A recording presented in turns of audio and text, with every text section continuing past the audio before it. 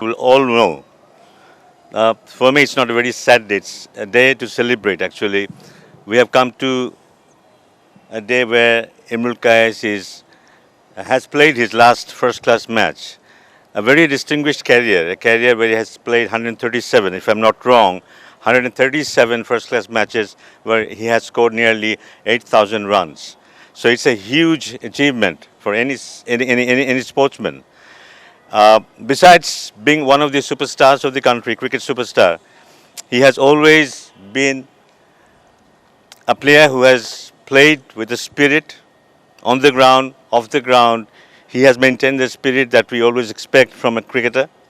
He has been very gentle. He has been very cooperative with the cricket board, inside and outside.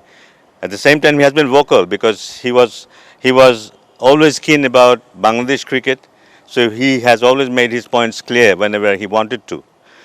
So this is probably a day where we want to congratulate him as well as thank him for his contribution that he has made for Bangladesh cricket. I am sure this is the end of his first-class cricket career, but he's going to play T20 and 50-over matches. So we will continue to see him on the ground.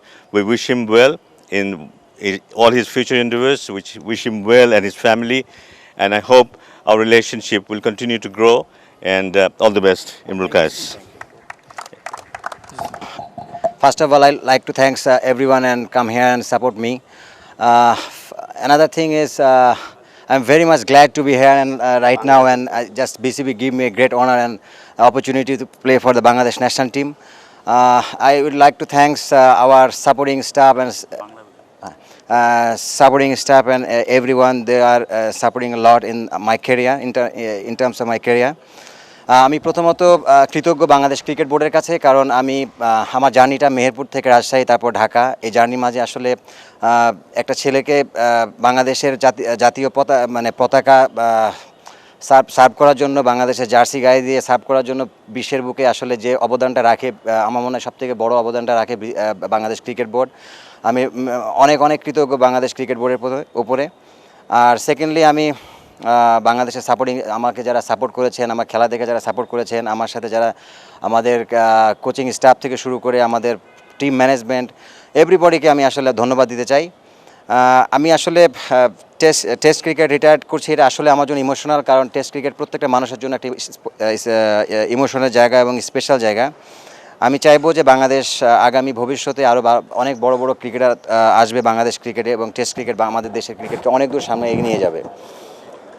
আমি sir আপনাকে অনেক ধন্যবাদ। আমি personally স্যারের সাথে অনেক work করেছি as a coach হিসাবে।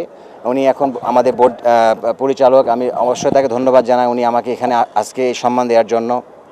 আমি ভেরি মাচ হ্যাপি যে আমার সাথে আমাদের বড় ভাই প্লাস সিলেক্টর এখন আছেন, যে আসলে তার সাথে আমি লং টাইম খেলেছি এবং খুব ক্লোজলি খেলেছি, যে সে এখন আমার বিদায়বেলায় আসলে আমার পাশে আছে।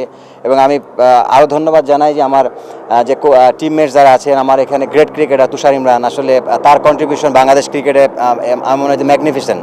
হ্যাঁ, সো এটা অবশ্যই তাদের ধন্যবাদ জানাই। আর ভবিষ্যতে ইনশাল্লাহ আমি চেষ্টা করব বাংলাদেশ ক্রিকেটের সাথে থাকার জন্য এবং বাংলাদেশ ক্রিকেট হয়ে কাজ করার জন্য। আপনারা সবাই দোয়া করবেন আমার জন্য এবং বাংলাদেশ ক্রিকেটের জন্য দোয়া করবেন। Thank you so much.